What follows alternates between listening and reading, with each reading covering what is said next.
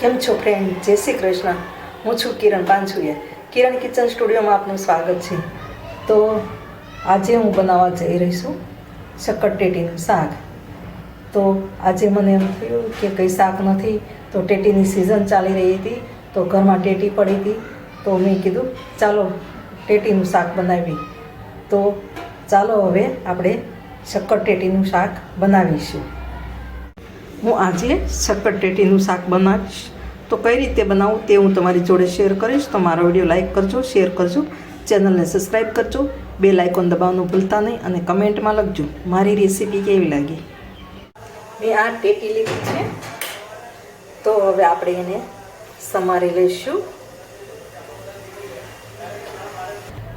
આ મેં ટેટીમાંથી સમારી અને આ એક ભાગ લઈ લીધો છે. તો હવે આપણે એમાંથી બી કાઢી લઈશું આ રીતે.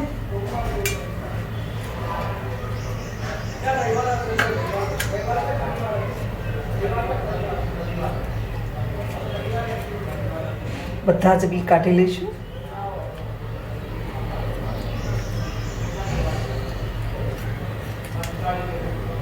હવે એને સાલું ખેડી લઈશું.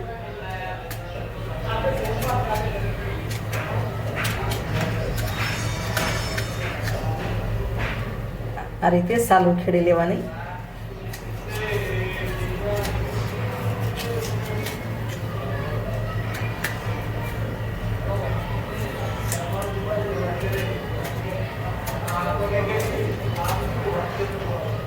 બસ હા, સાલું ખેડી લીધું.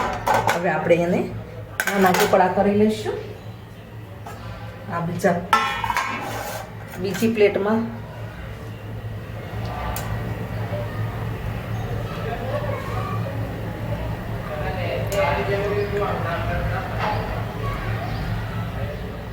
તમને જેવડા ગમે એવડા ટુકડા કરી શકો છો.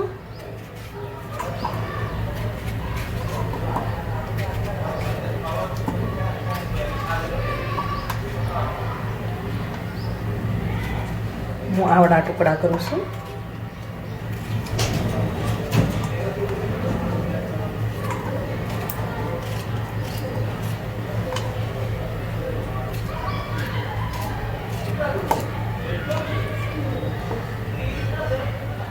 આમાં બી કોક રહી ગયા હોય તો એવું કાઢતા જવાના આપણે.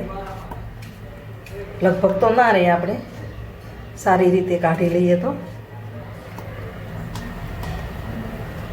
હવે આ રીતે મેં બધી સમારી લીધી છે. હવે મેં પેનમાં એટલે કે કડાઈમાં તેલ ગરમ થવા મૂક્યું છે. તો આપણે રાઈ જીરું નાખીશું. તમે લસણ નાખો તો પણ બહુ સરસ લાગે.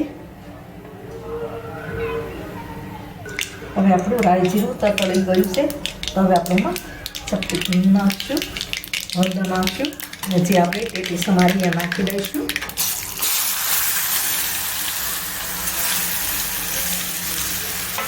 સ્વાદ મુજબ આપણે મીઠું નાખીશું.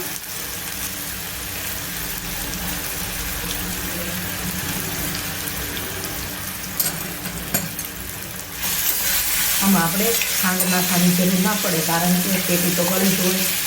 તમને કદાચ ખટાશ ભાવતી હોય તો તમે લીંબુ નાખી શકો. અને આ તો થોડીક વારમાં એકદમ ગળી જશે. અને આના જેવી એક બીજી ટેટી આવે, એ એક વરસ માટે આપણે રાખી મૂકીએ તો પણ સારી રહે. એ થોડી કડક આવે, તો એનું પણ ક્યારેક શાક બનાવીને બતાવીશ. હવે આપણે અને ઢાંકીને થવા દઈશું 5 થી 7 મિનિટ. કદાચ 5 મિનિટમાં તો થઈ જશે. ઉપર આપણે થોડું પાણી નાખીશું એટલે નીચે બળે નહીં.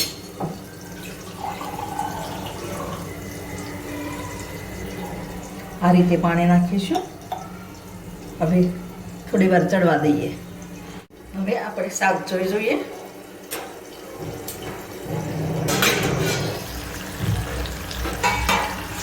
તો આમાંથી પાણી કેટલું છૂટું છે, તો રસો કરવાની આપણે જરૂર નહીં પડે. આપણું હવે શાક ચડી ગયું છે. તો આપણે એમાં હવે મસાલો કરીશું. લાલ મરચું નાખીશું,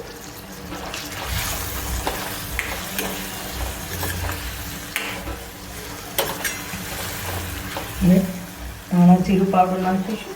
તમે ગરમ મસાલો ખાતા હોય તો નાખી શકો છો. તો હવે આપણે મસાલો ચડે 2 મિનિટ રહેવા દઈએ.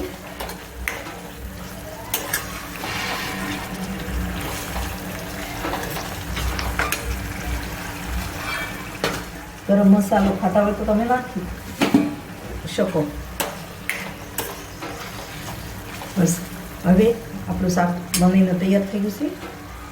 તો આપણે ગેસ બંધ કરી દઈશું.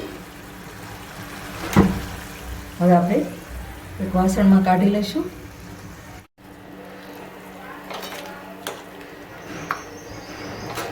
આપણે આમાં કાઢી લઈશું બધું શાક.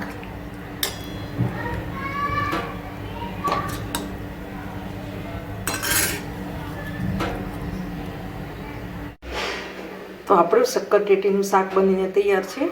તો આપણે એમાં ધાણાથી ગાર્નિશ કરીશું.